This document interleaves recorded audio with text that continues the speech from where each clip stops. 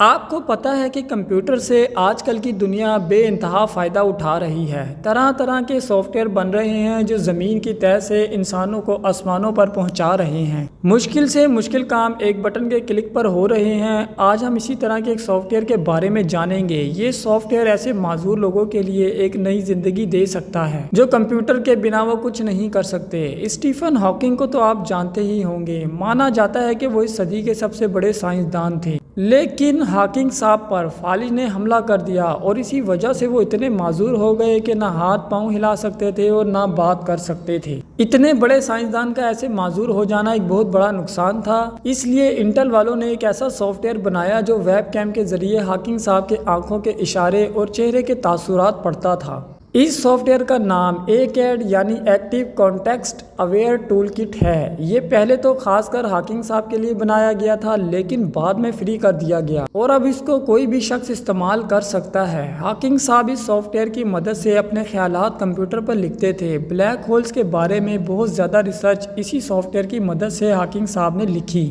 حتیٰ کہ انہوں نے ایکیڈ کا استعمال کرتے ہوئے ایک زبردست سائنسی کتاب a brief history of time بھی لکھی جو ہاکنگ صاحب کی بیسٹ سیلنگ کتاب ثابت ہوئی۔ یہ ایک ایسا سافٹ ویئر ہے جو کسی ایسے معذور شخص کے لیے استعمال کیا جا سکتا ہے جو نہ لکھ سکتا ہو نہ بول سکتا ہو۔ یہ اصل میں کمپیوٹر کا ایک الگ طریقے کا یوزر انٹرفیس ہے جو معذور انسان آنکھوں کے اشاروں یا کسی مسل کے حرکت سے چلا سکتا ہے۔ اس سے کمپیوٹر پر کی بورڈ کی طرح ٹائپنگ کی جا سکتی ہے۔ اس ٹائپنگ کو آواز میں بھی بدلا جا سکتا ہے جس کے ذریعے معذور انسان لوگوں سے باتیں کر سکتا ہے۔ یہ سافٹ ویئر بہت زیادہ کسٹمائزیبل ہے، مطلب اس میں کئی طرح سے انپٹ کیا جا سکتا ہے، جیسے آنکھوں کے اشاروں کو کنٹرول کرنا، مسلز کی حرکت سے کنٹرول کرنا یا چہرے کے تاثرات سے کنٹرول کرنا۔ اس کا ایک فنکشن ورڈ پروڈکشن بھی ہے، جیسے ہمیں ٹائپ کرتے ہوئے کی بورڈ میں بنے بنائے الفاظ مل جاتے ہیں، اسی طرح اس میں بھی الفاظ حتیٰ کہ پورے جملے ملتے ہیں جس سے لکھنے کی سپیڈ تیز ہوتی ہے۔ اور ایک اور فیچر بھی اس میں موجود ہے جسے کانٹیکسٹ اویئرنس کہتے ہیں۔ یہ سافٹ ویئر سیاق و سباق بھی جانتا ہے، یعنی یہ آپ کے پچھلی باتوں سے باخبر رہتا ہے